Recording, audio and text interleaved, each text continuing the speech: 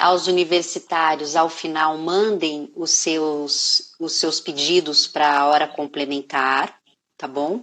E me digam de onde vocês são, se vocês são de faculdade, qual é o nome da faculdade. Eu já estou vendo a Angelina, de Belo Horizonte. Boa noite, Angelina, muito bom te encontrar aqui.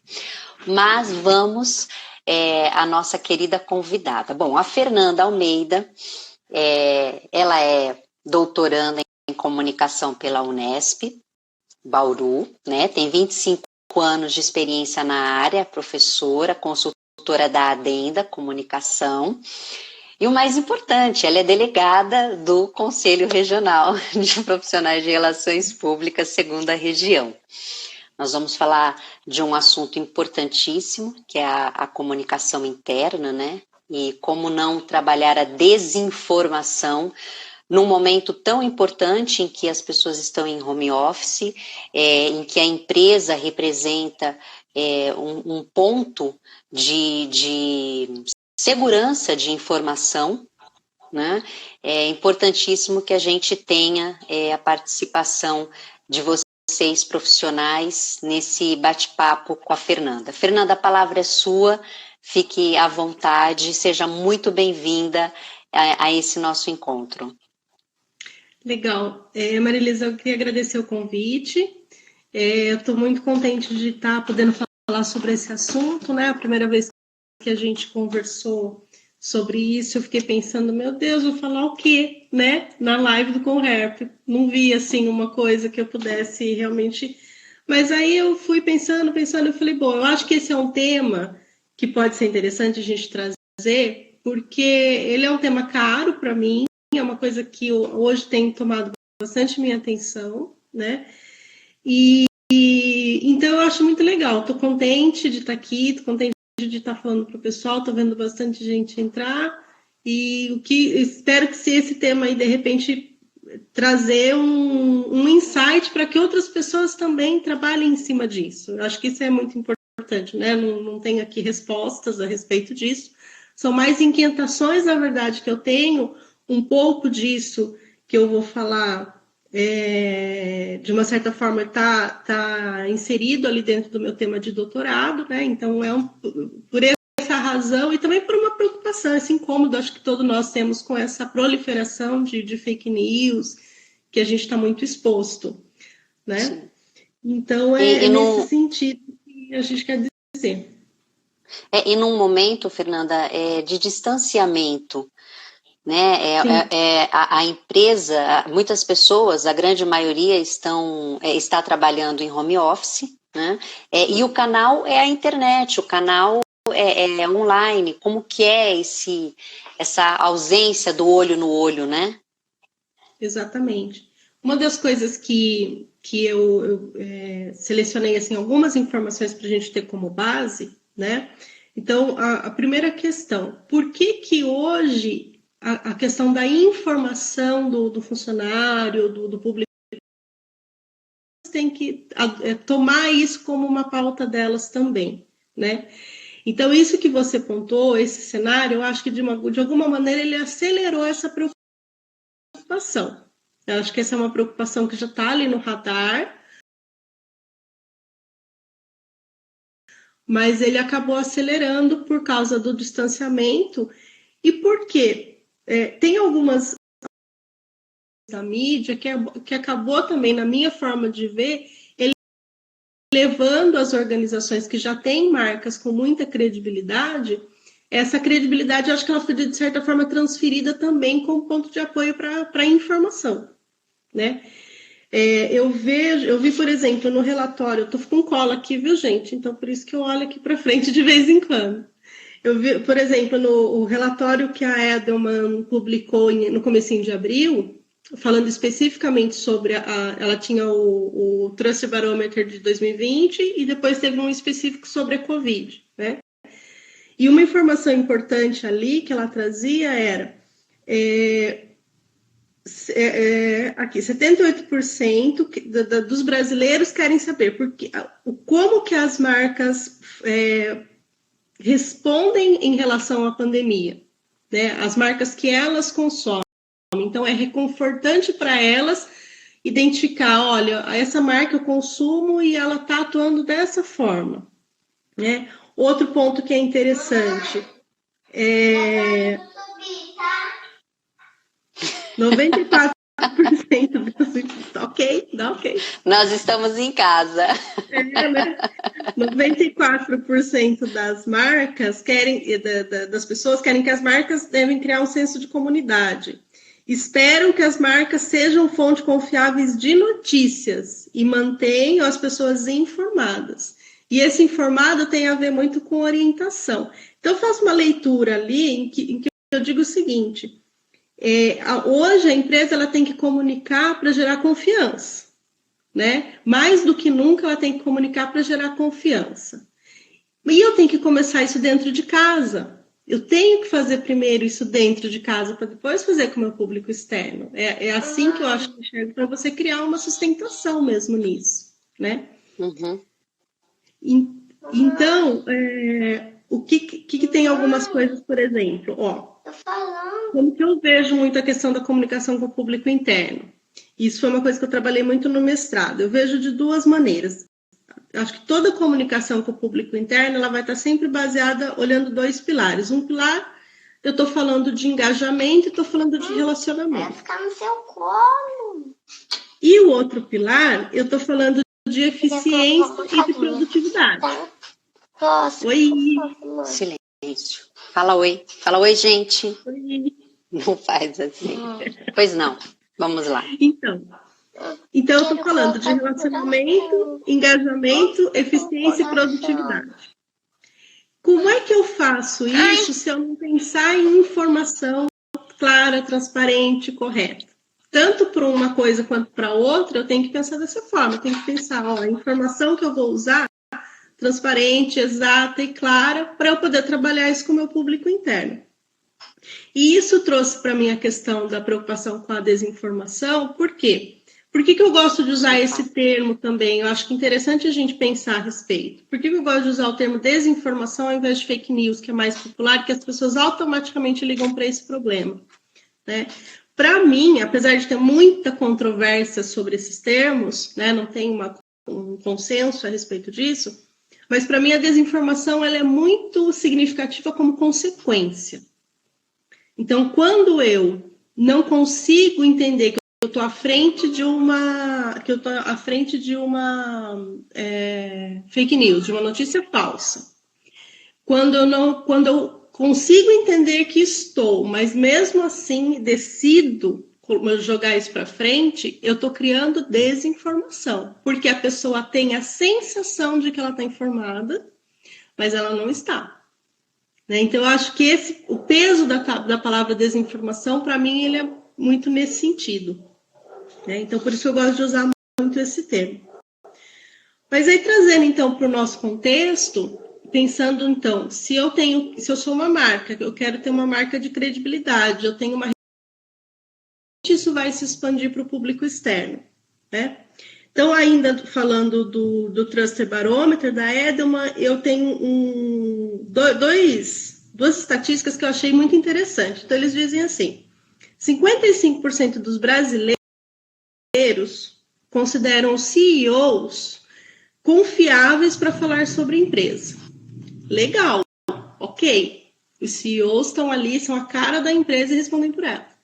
Mas tem um dado que diz assim, 57%, porque aí você tem mais de uma escolha, né? Considera o funcionário comum também confiável para falar sobre empresa. O percentual, ele pode ser um empate técnico, mas tem uma outra questão. Ele teve, em relação a 2019, 6 pontos percentuais de crescimento. Então, a gente está vendo uma tendência de credibilidade para aquilo que o funcionário comum diz. E isso eu achei muito significativo. A gente já está ultrapassando os CEOs nesse sentido. Então, eu não posso hoje mais me preocupar com a comunicação do líder. Eu tenho que me preocupar com a capacidade de comunicação de todos. Sim. Né? Isso é muito legal. E esse percentual ele é mais significativo no Brasil do que comparando com o resto do mundo. Aí tá, beleza. Então, isso quer dizer que eu tenho aquela questão, né? O que o funcionário fala sobre a empresa é muito relevante para a formação da imagem da empresa. Mas não é só isso ainda que eu acho que a gente tem que olhar. A gente também tem que olhar que não é pensar nesse ganho para a empresa, que eu estou trabalhando multiplicadores que vão levar a credibilidade para o meu público externo. Eu acho que isso aí você está olhando para o funcionário como um instrumento ainda, né? Então, a gente pode avançar nisso. Como que a gente pode avançar? Então, além de eu pensar nessa situação, eu tenho que pensar, a empresa, ela se torna um ambiente para que esse empregado, para que esse funcionário também aprenda a se informar e a consumir informação na mídia, e depois disso a ele ser fonte de informação.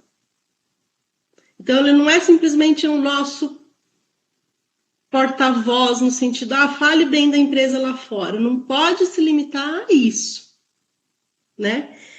Como que a gente pode pensar dessa forma? Então, eu tenho alguns tópicos que eu acho interessante a gente falar. Por exemplo, educação para a mídia. E aqui eu estou falando que não é que a empresa, de repente, ela tem que ser responsável por tudo, tá? Porque aqui, lógico, você pode falar, mas essas questões, elas estão relacionadas a uma educação de uma forma geral. Então, ok, mas eu posso pensar como gestor de comunicação, ou como relações públicas dentro desse ambiente, em deixar esse ambiente propício para isso, transformar esse ambiente também pensando nisso, né?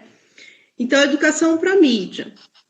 Pensar que essas pessoas, elas precisam ter desenvolvimento das competências em comunicação e de informação. O que é isso?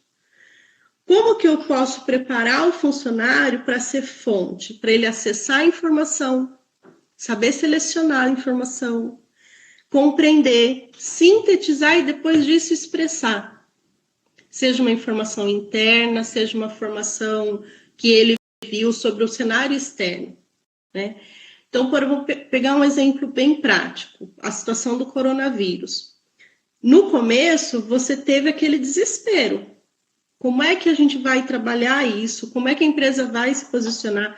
Então, num ponto, você tem que trabalhar um posicionamento oficial, né? A empresa vai se posicionar dessa forma, a gente vai dizer isso para os clientes, para os funcionários, a própria situação deles, porque todo mundo fica ali, a empresa vai ter queda de faturamento, a gente vai perder emprego, o que vai acontecer? A comunidade fica preocupada, a empresa vai fechar, etc. Agora, diante de esse turbilhão de informações que aconteceu, que teve, né? Eu entendo que você tem que dar um passo para trás, olhar para o teu público interno e falar, gente, desse redemoinho de informações, como que a gente sabe em qual confiar? Então, eu acho que uma preparação mesmo, sabe? É investir um pouco um olhar nesse tipo de questão. Porque aí você, naturalmente, as pessoas vão te ajudar a acabar com boatos, a acreditar naquela coisa, não, mas meu primo tem um conhecido que tem um vizinho que trabalha lá e vai fechar sim, porque ninguém falou nada, e se ninguém está falando nada é porque vai fechar. Né? Então, você empodera de uma certa forma, não gosto de usar muito essa palavra, mas você dá autonomia para o funcionário, fala, não, gente, não vai acontecer. Aquilo que você não diz, né? O Wagner Santos, ele faz aqui uma interferência e ele diz o seguinte, que as empresas estão tendo que se reinventar. Sim. Projetos desenhados nos últimos 5 anos tiveram que ir ao ar em 48, 72 horas, né? E aí ele termina dizendo que engajar o público interno está sendo fundamental neste momento. E aí deixa eu aproveitar que eu já te cortei e falar aqui um alô que eu sei para o pessoal da Metodista, da PUC de Campinas, da Faculdade Paulista de Comunicação, estão te acompanhando. Olá, Fernanda. Legal. Eu estou vendo aqui uns nomes conhecidos também subindo aqui na live, e eu não consigo falar de todo mundo, mas enfim, eu estou vendo, viu, gente, quem que veio. que eu pude contar com uma colaboração grande do pessoal da Unesp aqui de Bauru também na hora de divulgar. Então, eu acho que tem alguns alunos aí, as professoras, colegas também, tem os colegas da consultoria também, tem vários amigos. Digam aí de onde vocês são para que fique registrado. Sim. Bom, então o Wagner fez esse comentário, mas o José Augusto faz uma pergunta. A situação do coronavírus foi capaz de tornar mais necessário e visível a atuação do relações públicas nas organizações? A preocupação com as novas formas de relacionamento tendem a crescer? Eu acredito que sim. Eu desde do primeiro dia de distanciamento aqui em São Paulo, eu já não saio de casa desde o dia 16 de março, porque fiquei bastante preocupada. Eu tenho uma condição de saúde que me impede de sair, mas porque eu tenho asma, então não posso, né, me arriscar e tal. Mas, enfim, não é por causa do cabelo branco, é por causa da asma, tá, gente? Não vamos mas, falar sobre isso. Não, eu acho que é importante, é legal a gente trazer sim. Mas, enfim, o meu trabalho aumentou muito. A demanda por informação, ela aumentou muito. Eu atendo aqui na região 3 singulares Unimedes e participo de um grupo de comunicação. Até falei para eles que eu ia usá-los hoje. Falei, gente, esse grupo aqui eu vou usar de exemplo na live, tá? Porque ele é um exemplo muito significativo de como essa colaboração interna foi importante para que essas pessoas que têm plano de saúde em qualquer lugar do país estejam bem informadas e numa área que está diretamente envolvida com o coronavírus. Então, eu vi, não só em relação a esses clientes, mas eu vi muitas empresas que sempre entenderam que a comunicação está muito relacionada ali à questão comercial, a voltar para mim e falar assim, não, eu preciso esclarecer isso. Como é que eu faço para posicionar isso? E eu acho que isso consegue colaborar nesse aspecto, que é tirar ao mesmo tempo que você tem que tirar o alarmismo da comunicação, você tem que ter esse balanceamento muito forte, né, nesse ajuste na comunicação. Eu tenho que tirar o alarmismo, mas eu tenho que entender que as pessoas têm que estar informadas. Não quero criar pânico, mas eu não posso esconder. Então, esse grau de ajuste da comunicação, eu acho que o RP ele tem muito a contribuir, ele tem muita ferramenta para fazer isso. Né? Então, eu acredito que sim. E pelo menos no exemplo que eu estou vivendo, a gente foi muito demandado. A gente teve muito... Eu estou trabalhando muito mais do que antes. Estou em casa, estou aqui, mas a quantidade de demanda que a gente tem de produção de conteúdo é bastante grande. E isso é legal. Isso é legal porque eu espero, até comentei isso com alguns colegas, eu espero que isso não seja situacional, não seja porque agora o bicho pegou, né? Que realmente a gente usa essa oportunidade para mostrar, olha o quanto a gente consegue contribuir, quanta coisa a gente conseguiu ajustar junto. Decisão do gestor e o profissional de comunicação RP ajustando ali a comunicação. Né? Acho que tem que andar junto essas duas, né? Não dá para fazer, não dá para só comunicar e também não dá para sair decidindo sem pensar em como levar isso para os públicos. Sim, crise é matéria-prima, né, para o profissional de RP. E aí, então, já que a gente deu uma pausa de novo, vamos lá, os nossos alôs, né, para a Unital, para a Unistantana, para a FAM, para a UEL de Londrina, para a Cruzeiro do Sul, para a Federal do Paraná, USC São Carlos, UNEB de Salvador, FECAP, PUC Paraná, Universidade de Tuiuti e a IB Morumbi.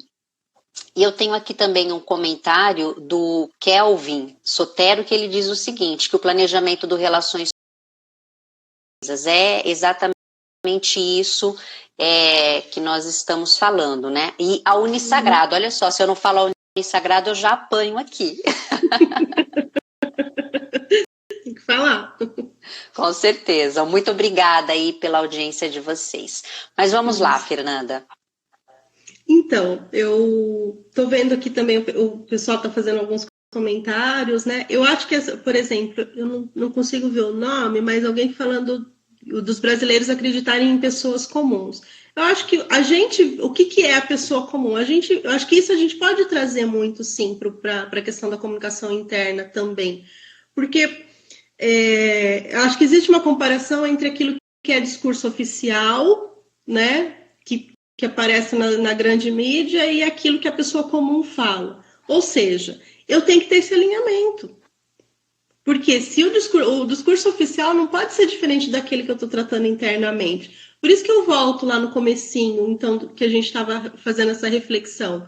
Se as marcas corporativas têm essa credibilidade perante a população, por onde que eu começo a trabalhar a informação? Tem que começar a trabalhar internamente. Eu, você, todo mundo, nós somos essas pessoas comuns que vamos levar isso para fora depois, né? Então, eu acho que isso ratifica, de uma certa maneira, o que a gente está falando aqui.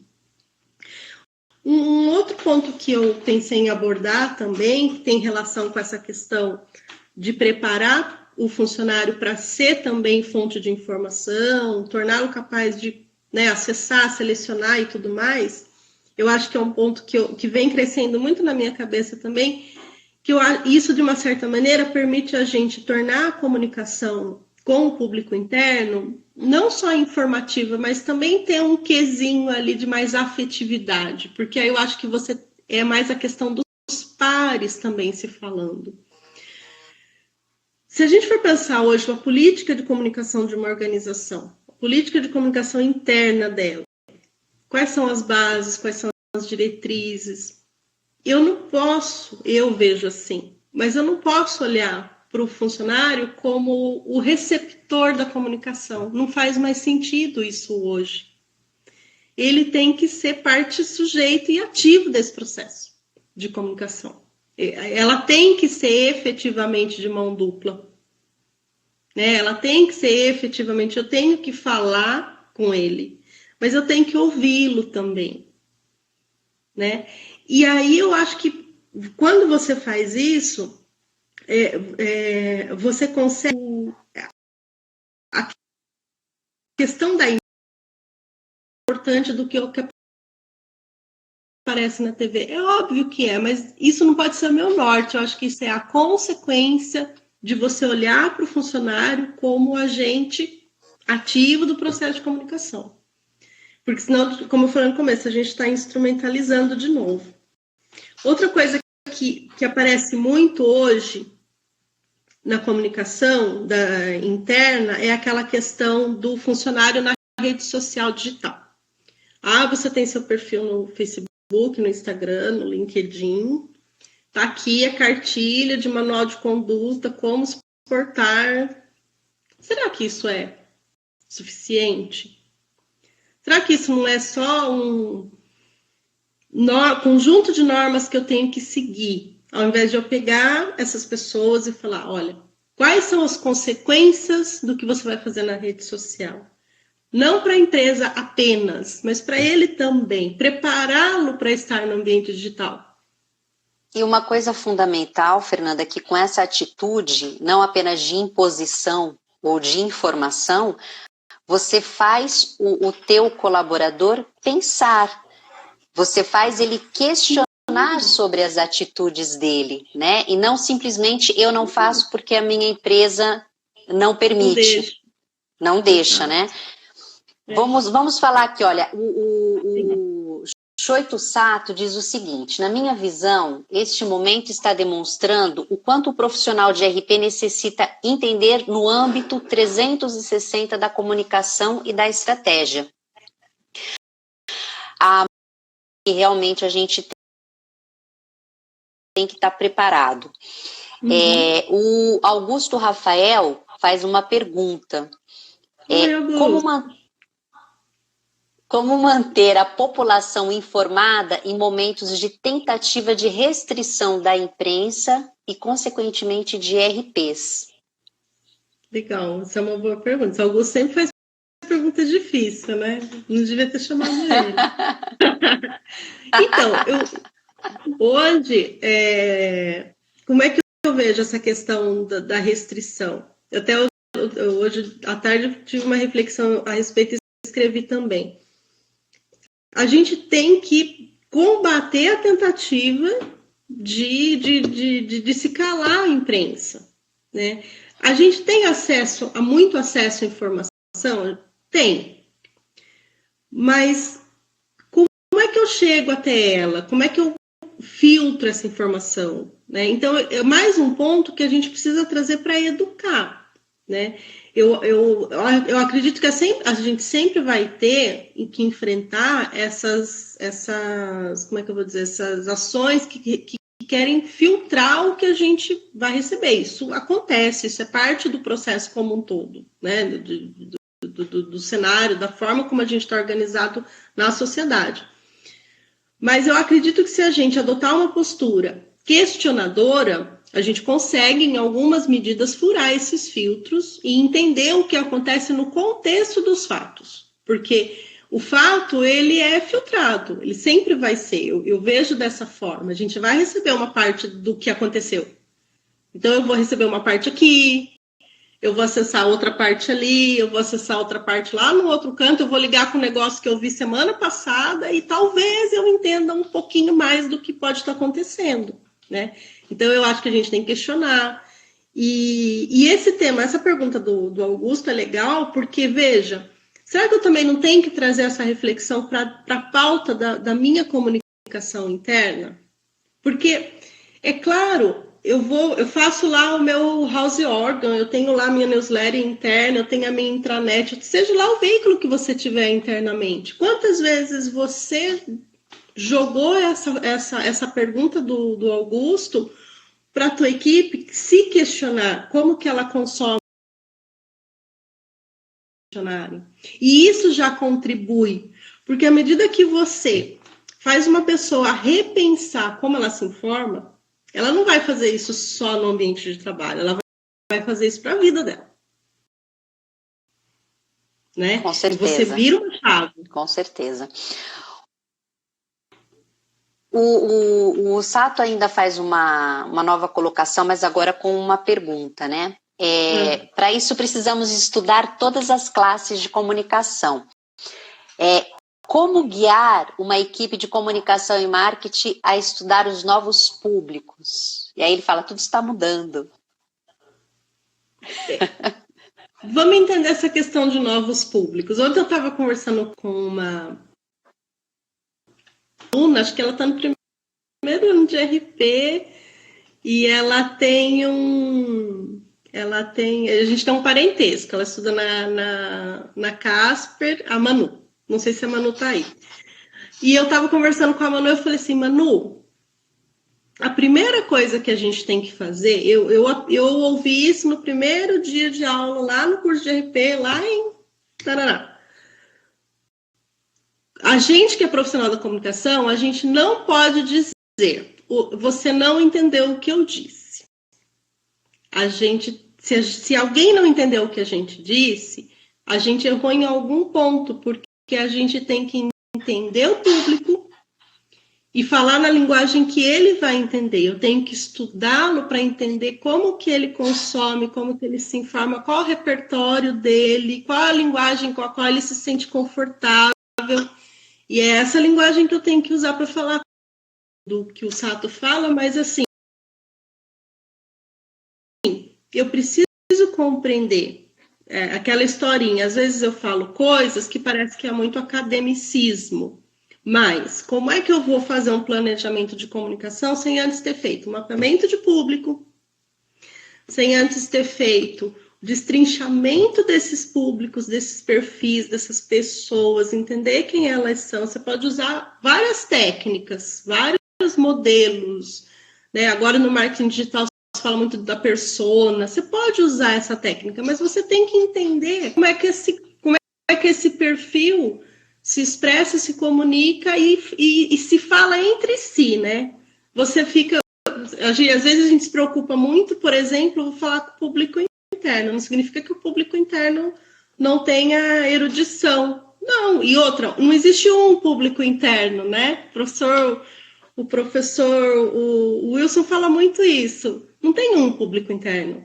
Você tem diferentes segmentos, então eu tenho que entendê-los.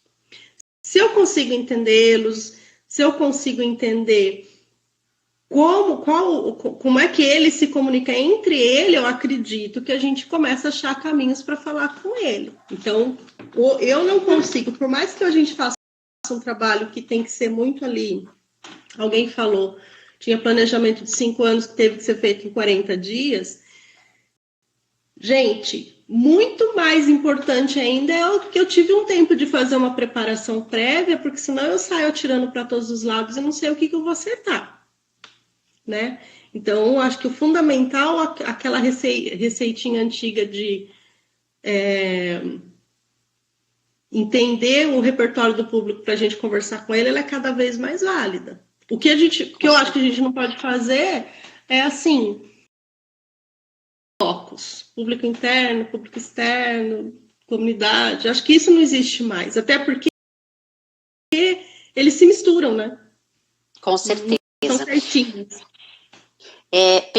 Pensando ainda nessa questão, o Kelvin fez Kelvin Sotero fez uma colocação muito interessante e que está no momento, né? Ele diz o seguinte: como relações públicas pode usar da comunicação não violenta e da informação correta para trabalhar contra a desinformação, levando em consideração a resistência das pessoas aos fatos? Eu acho que isso vem ao encontro do que a gente falou um pouquinho antes, né? Quando a gente abre esse diálogo com o público interno, para entender o universo da informação, para entender a forma como ele se informa, e jogar esses questionamentos para ele também, a gente pode trazer, sim, essa questão de uma comunicação mais empática para dentro desse universo. É construir isso. Eu acho que você tem que construir isso junto com o seu público. Né? Não tem assim, eu não acredito muito assim, mais em modelinhos, né? Eu brinco com meus alunos, não tem template de plano de comunicação, acabou. Mas não existe mais. Mas não a gente tem diretrizes e eu acho que a gente tem princípios, mas a partir daí você vai ter que olhar para dentro e fazer o seu diagnóstico, né? Então, a comunicação não violenta não é um assunto que eu domino muito, mas o que eu entendi a respeito dela, você tem que trabalhar muito essa questão da empatia, né? Eu fiz até uma formulinha aqui na minha cola, onde eu coloquei aqui, cadê? Deixa eu achar minha cola aqui, porque senão eu me perco aqui, tá, Marilisa? Tá, sem problema algum. Mas o que ele me falou me lembrou do que a gente tem que trazer. É comunicação, é empatia e é essa educação no sentido de orientação. Né? Educação de orientar. E a empatia ela tem um papel muito importante nisso, eu acredito muito nisso. O Davi, Fernanda, ele diz o seguinte, que em uma pesquisa rápida no Google, se fala no grau de credibilidade das pessoas comuns, onde uma pesquisa fala que 84% dos brasileiros acreditam mais em pessoas comuns do que nas próprias organizações, né? Você comentou sobre isso e aí ele complementa dizendo o seguinte: como trabalhar em termos de comunicação institucionais, relações públicas, para tentar mudar essa cultura? Não sei se isso é possível se mudar, né? Essa cultura de acreditar na pessoa comum? Comunicação institucional, relações públicas para tentar mudar essa cultura. Da credibilidade, né? Exatamente. Credibilidade, né? Eu não sei se eu entendi o que ele perguntou, mas eu acho que essa cultura, não acho que ela é ruim, necessariamente. Acreditar na pessoa comum.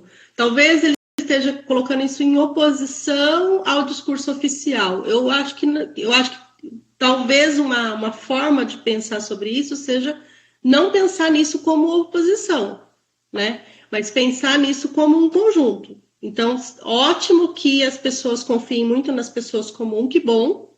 E como é que eu faço para que elas também confiem no discurso oficial? O que faz com que a gente confie no discurso oficial? Acho que é um ponto, né? Sim. Quando a gente trabalha na consultoria, uma das maiores brigas da gente é: eu consigo criar um plano de comunicação, mas eu não consigo criar fatos. Com certeza. Então, a credibilidade, ela vem do quê? Ela vem da tomada de decisão. O profissional de comunicação, ele consegue ajudar a organização a comunicar as decisões tomadas. Mas a credibilidade se conquista na conduta. Então, Sim. essa questão do discurso oficial, da comunicação institucional, eu acho que o passo atrás dela é pensar na conduta. Aí sim, a conduta, quanto mais próxima ela tiver da comunicação institucional, quanto mais isso fizer sentido, maior a probabilidade de você conquistar a confiança. Então, eu acho que a gente tem que pensar no universo assim, alcançar esses mesmos 80% de confiança na pessoa comum e na marca. Não só no discurso, mas nos exemplos também, né, Fernanda? Sim. Exatamente. O Vinícius, ele faz a seguinte pergunta: nesse momento, que tipo de gestão e criação de conteúdos para diversos lugares? Deixa eu ver se eu entendi. Vamos lá. Criação de conteúdo para diversos... Nesse momento, que tipo de gestão os RPs podem aplicar nesse tempo em que estamos, em relação às informações e criação de conteúdos para diversos lugares? Eu não estou conseguindo... Deixa eu ver, vamos pensar aqui. Vinícius, refaça a sua pergunta, então. Acho que pode ajudar. Gestão de conteúdo para diversos lugares. A gente tem que entender de novo, né? Entender qual que é o objetivo desse conteúdo, onde ele quer chegar, como que ele quer chegar, né? Para a gente poder pensar em termos de gestão desse conteúdo. Vamos ver se o Vinícius coloca de novo o que ele quer trazer, o que ele quer perguntar. Nós estamos com a participação do presidente do Conherp da 6ª Região, que pega ali o Centro-Oeste, uma grande parte do Norte, que é o presidente Lago, e ele pergunta o seguinte, Fernanda: a pandemia está em todos os lugares. No campo da desinformação, como você avalia a comunicação interna dos governos neste processo? Acho que ele quer te colocar numa situação. Né? Vamos falar assim, seja no âmbito governamental, seja no âmbito do segundo setor, a responsabilidade que você tem que ter com a comunicação com a sua equipe é a mesma, né? O âmbito governamental, ele tem um quê a mais, porque você deve sim, pelo menos na minha forma de ver, você deve sim satisfação para todo mundo que te elegeu ou não, né? Mas para todo mundo para quem você governa, né? Então a tua equipe tem que ter essa ciência também. Acho que esse é um bom ponto de partida. É uma situação muito complicada, né? Uhum. A Célia Filete diz o seguinte: como que a empresa pode e deve se posicionar perante funcionários para tranquilizá-los, sendo que eles estão percebendo que o faturamento está diminuindo? Aí ela coloca assim: socorro. A Célia. Oi, Célia. É uma preocupação muito grande. Que bom. Sim. Eu acho que esse ponto que a Célia está falando é um ponto que a gente está acompanhando, infelizmente, acompanhando em vários lugares, né? É claro que, quando você fala em faturamento, esse tema sempre parece ser um tema muito tabu para muito empresário, né? Não posso falar que o meu quanto indo porque vão achar que eu estou ganhando muito dinheiro. Então, é um tema difícil. Mas eu acredito que você pode, talvez, chamar os líderes da equipe, ou se ela não tiver líderes, chamar as pessoas que estão ali envolvidas diretamente com o negócio, percebendo o impacto do negócio, e mostrar o cenário. Você não precisa mostrar valores, se você achar que não deve, e eu acho que é uma questão assim muito empresa a empresa mesmo nesse sentido, mas eu acho que o cenário é importante deixar claro para os profissionais. Olha, a empresa é diretamente ou parcialmente afetada no faturamento dela, porque tem segmentos que eles estão sendo afetados de imediato e tem segmentos que vão ser afetados daqui a 6 meses. Né? Será que essas empresas que não estão sendo afetadas agora estão numa situação confortável? Talvez elas já tenham que pensar numa estratégia de comunicação interna para quando esses 6 meses chegar, porque para alguns vai chegar. Né? Então, eu acho que o dividir com o funcionário essas informações, compartilhar com os funcionários o cenário é um bom caminho. Porque, de novo, eu falo, você não precisa abrir o balanço, mas você pode sim mostrar que existe uma engrenagem no processo comercial como um todo, de negócios como um todo, é uma cadeia de valor que ela está, todos os pontos, né, concatenados. Então, essa empresa, esse segmento foi afetado, isso vai nos afetar em tal situação. Se nos afetar, o que nós vamos fazer? A empresa desenhou 3 cenários, o pior possível, o melhor possível e o intermediário. Nos 3 cenários, como nós vamos agir? Como que isso afeta você? Será que eu estou preparado, eu tenho maturidade para discutir com a minha empresa hoje? Você vai ser o primeiro que vai sair. Por quê? Será que eu tenho essa maturidade? Está aí uma boa pergunta que eu vou devolver para a Célia. Célia, porque assim, veja, eu não consigo ser uma empresa totalmente aberta do dia para a noite. Não é verdade? Seria utópico a gente falar, olha, gente, vamos fazer uma reunião aqui. A gente nunca falou desse assunto com vocês, mas agora a gente vai falar. Então, eu acho que essa preparação, ela também é gradativa. Né? E que bom que ela está perguntando isso, outros empresários devem estar perguntando isso, por quê? Porque eu vou tentar, então, diálogo com a minha equipe, para que gradativamente eles me ajudem a construir soluções. Eu coloquei, Marilisa, só para fechar esse ponto, que eu acho que ele é um ponto importante,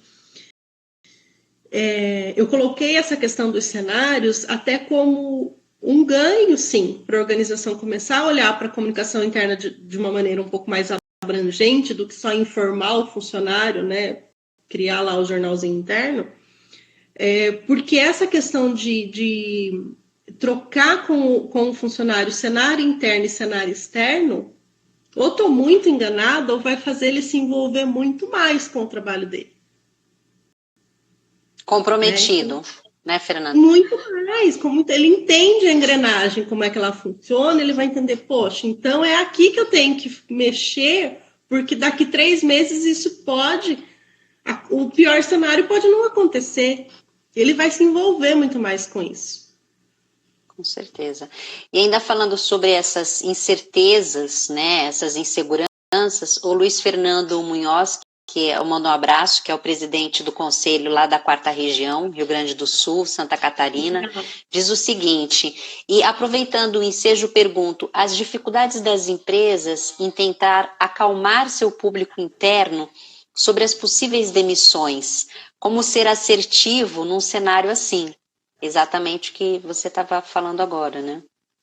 A gente tem que pensar nesse momento, acho que construir um espaço, então, de diálogo com essas pessoas, porque eu acredito que se elas tiverem esse espaço em que elas vão poder expressar as preocupações delas, e a organização entender essas preocupações e pensar da melhor maneira possível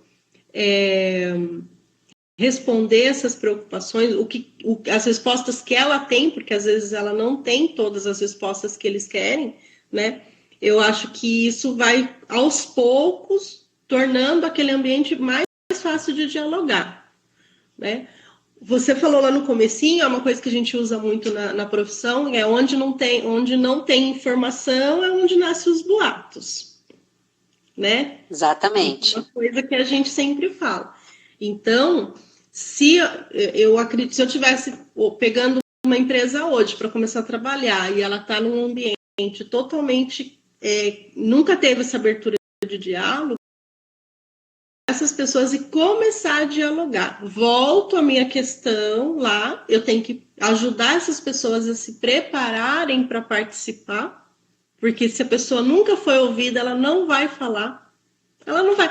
Imagina, você foi o tempo todo funcionário de uma empresa que você nunca pôde falar, de repente você vai ser o cara mais participativo do mundo. Não, eu tenho que pegar na mão desse funcionário também e falar, vem cá, vamos entender o que é participar.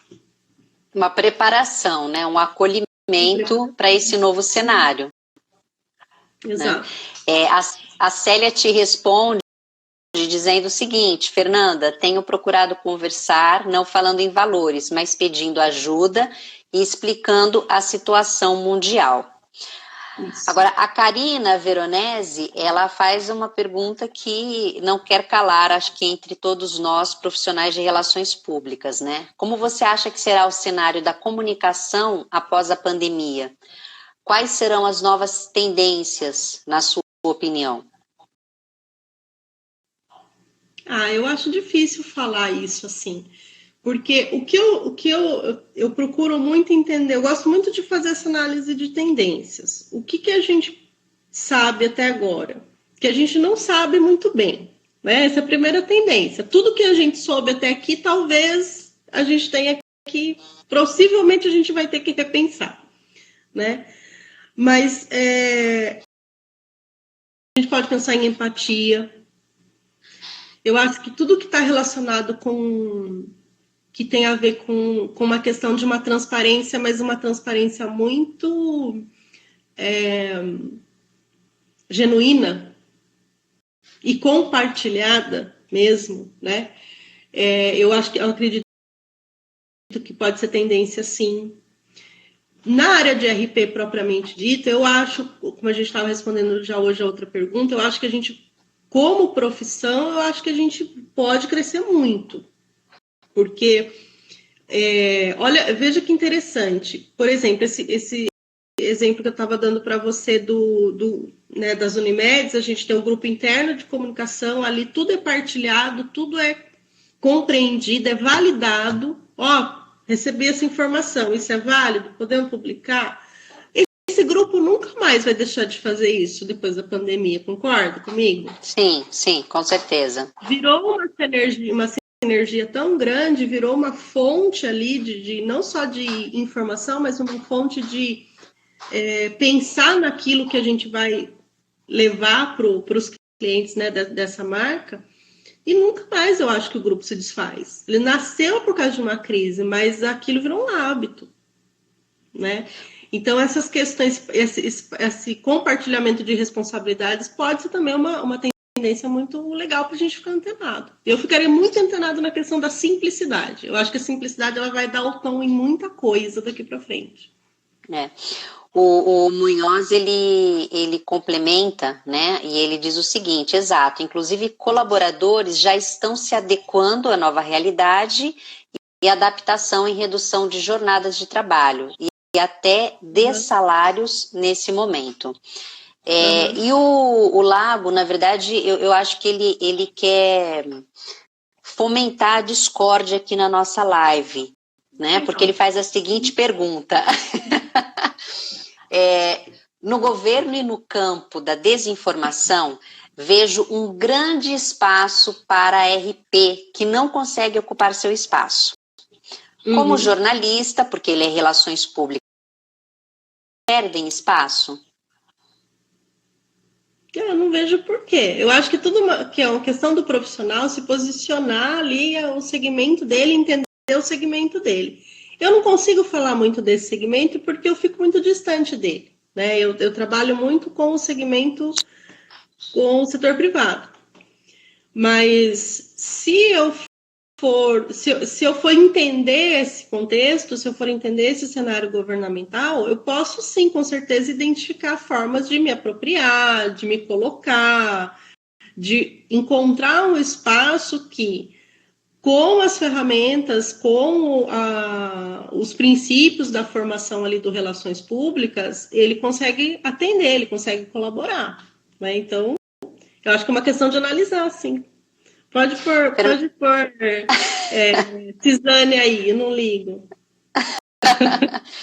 Fernanda, eu tenho assim um posicionamento de que nós, relações públicas, temos que você não gosta dessa palavra, mas eu acho que ela resume bem a situação. Nós temos que nos empoderar de quem nós somos, né? E não ficarmos presos a nomenclaturas. Porque nós sabemos da nossa competência, né? Da nossa atuação no mercado, e a realidade é só uma, todo mundo precisa de um RP, né? É um fato, né? Então, se você tem na sua carteira registrado ou não, que é um relações públicas ou não, isso não te diminui em nada, porque o que interessa é a sua competência. Eu concordo com você. Nesse sentido, eu sou muito pragmática, sempre fui. Muito pragmática, porque eu sempre que eu tive oportunidade, eu falei da minha formação. Eu sou formada em Relações Públicas. Alguns conheciam, alguns não, e alguns falavam, ai, que legal, eu também. Porque as pessoas, eu não sei por que se criou essa coisa que a gente esconde essa formação. Né? E aí a pessoa me via, muitas vezes, uma vez uma colega chegou numa palestra e falou, fiquei tão feliz que eu descobri que você é RP. Eu falei, amiga, né? Eu falei, um dia a gente vai fazer um levante, a gente está tomando posições, um dia a gente faz um levante. Mas eu dizia para os meus alunos, os alunos no primeiro e no segundo ano, eles ficam muito, mas eu vou conseguir ganhar dinheiro com isso? Eu vou conseguir fazer disso uma profissão? E eu falo assim, gente, agora vai fazer 25 anos que eu me formei. Eu nunca fiz outra coisa na minha vida que não fosse ser relações públicas. E eu nunca tive esse nome na minha carteira. Então, eu não preciso ficar presa a isso. Né? É uma questão de a gente se posicionar mesmo. A Chayene Pires, ela pergunta o seguinte: quais os 3 principais pontos focais em uma ação de relações públicas? Os principais pontos focais?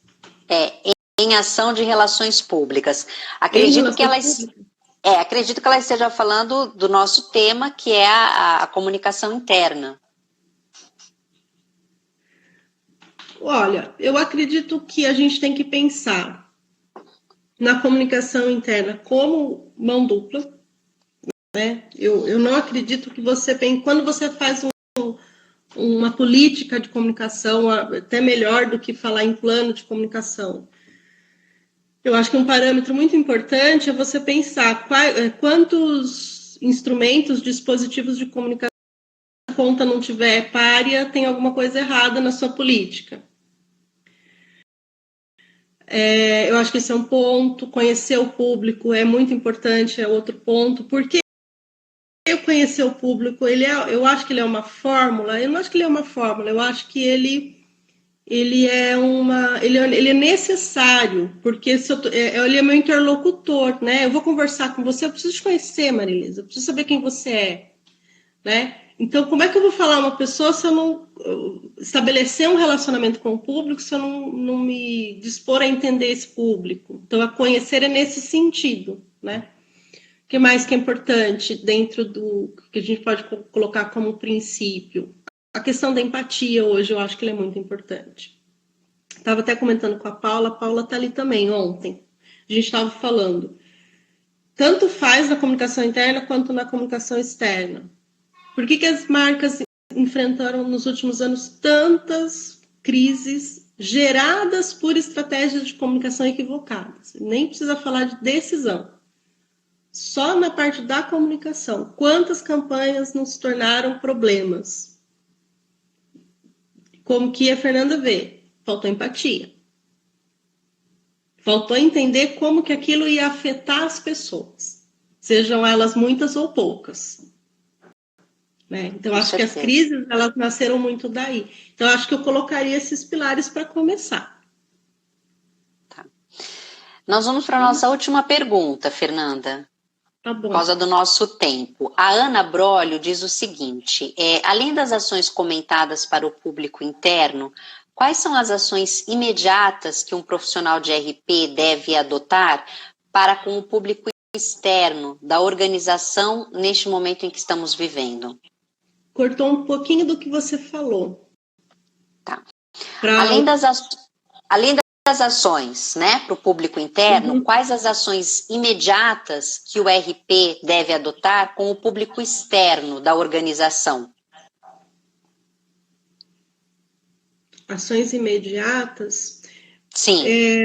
Tá. Depende muito do que a empresa já tem, né? Mas se ela não tem nada estabelecido, eu começaria estabelecendo de uma forma bem clara com o público externo os canais de comunicação.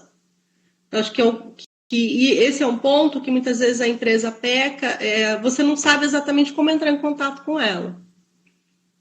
Né? E às vezes isso não só não é definido, como não está organizado. Tá? Tem lá um número de WhatsApp, por exemplo, ou de e-mail, mas ninguém sabe muito bem para quem aquele e-mail vai, ninguém sabe muito bem quem cuida daquela conta. Então, eu entendo que se não tem nada, terreno totalmente, nunca olhamos para isso, eu começaria estabelecendo os canais de comunicação. O básico, né? Eu falei que era a última pergunta, mas só tem mais uma que eu acho fantástica. O Max Xavier diz o seguinte, qual sua análise... Tudo comprado essas perguntas, Marilisa. Que bom, que bom. Mas o importante é que vocês estão aqui. Tô brincando. Qual sua análise sobre o trabalho home office? Você vê uma boa maturidade em aderirmos a essa modalidade que poucos já exerciam? Olha, o que eu tenho visto também, assim, de algumas empresas que eu estou atendendo que estão fazendo home office, é que eu acho que